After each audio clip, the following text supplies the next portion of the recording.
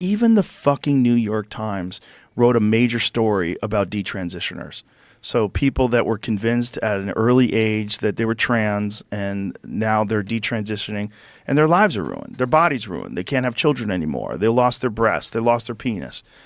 It's in fucking sanity. They just just had an 8-year-old kid that was taken away from his father because the father doesn't want the boy to be on hormone blockers and the mother does. It was happening in Canada for a while. Now I've seen some cases in the States, which is... This is what Jordan Peterson was warning people about in 2016 when I first met him. Yeah. And everybody was like, why do you care about what's happening in colleges? This is just fringe things that are happening in colleges. I'm like, those people are going to graduate and they're going to enter into the workforce, and it's a new mentality that exists. It's not a objective reality mentality. It's an ideologically based mentality that's going to change the world at large unless we stop it in its tracks. Like, they're not looking at reality. The fucking detransitioner thing, the fact that it's in the New York Times is big. But do you know why? I mean, there's a whole story that somebody wrote about it. It's because of trial lawyers. Everyone's going to get sued. And it's going to be a big fucking problem because you've thousands of people that have unfortunately given into this. Kids are extremely malleable. They're extremely easy to manipulate. They're extremely easy to influence. We've always known this. It's one of the reasons why you don't let children get tattoos.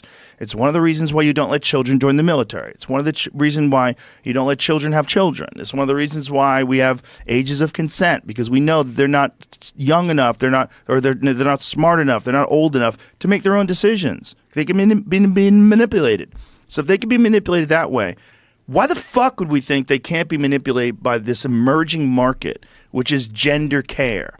This gender-affirming care. Have you ever seen the map of like gender care from 2007 versus 2022? Have you ever seen that? Yeah, I saw it somewhere. Yeah. Here, I can send it to you, Jamie, so you can take a look at it. But it's fucking bananas. It's a business.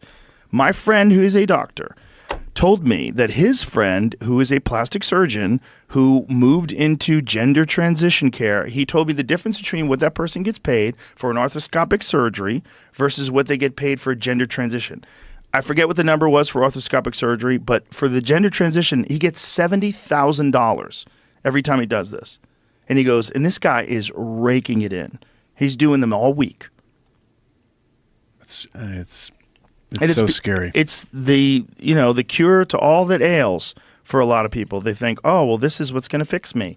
I'm fucked up. Why am I fucked up? What's wrong with me? What's my problem?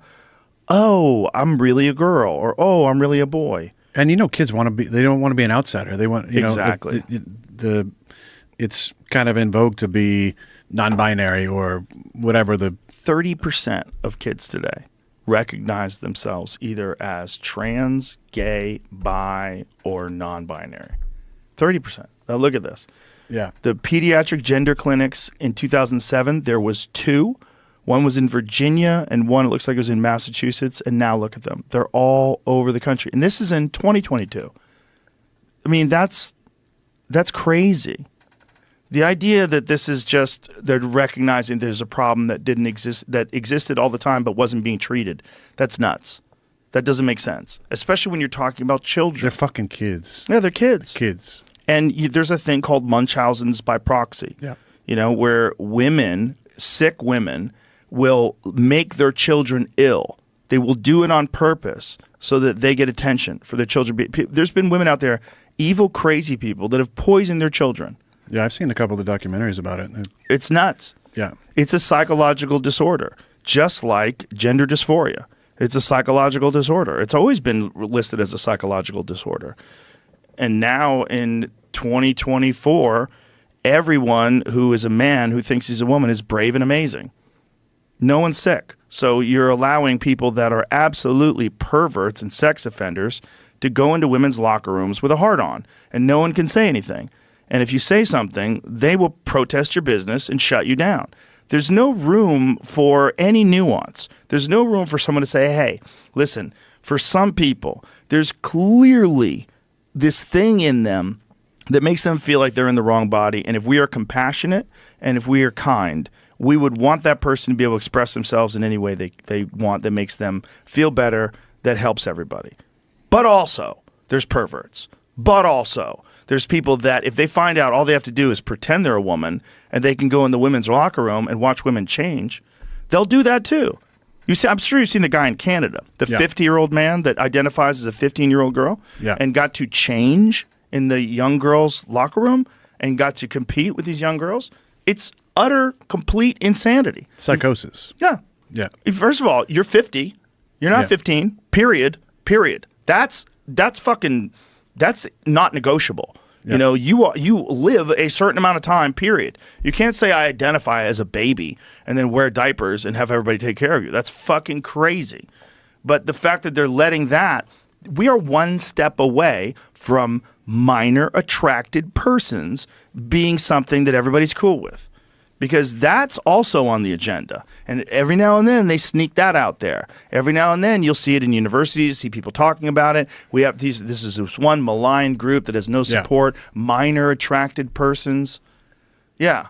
It's sick. It's sick. It's sick. It's sick. And the rest of the world is fucking laughing at us. Yeah. They're laughing at how crazy, especially Russia. They think it's hilarious.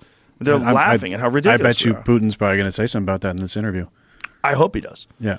And he would be right. I just don't. I don't know why they're just so hell bent on going after the kids. Obviously, I think it's money. There's huge money in it. I think it's money, and it's also the waving the flag of woke.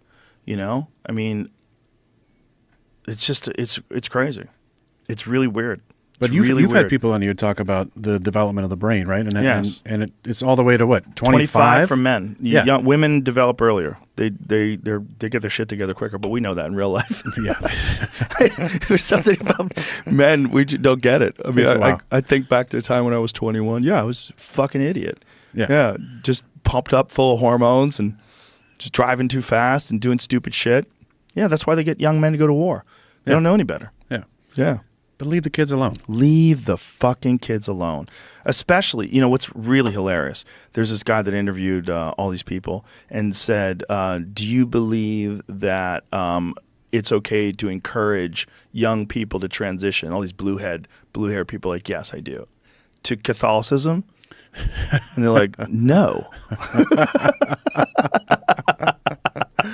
I love it. And they were doing the same thing with tattoos. Do you think 12-year-old is too young to get a tattoo? Yeah, they don't know any better. But what about change their gender? Yes, they know.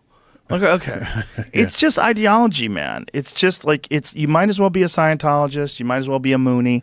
It's the same thing. It's the same sort of religious-like thinking that exists in all sorts of groups of people that we call cults.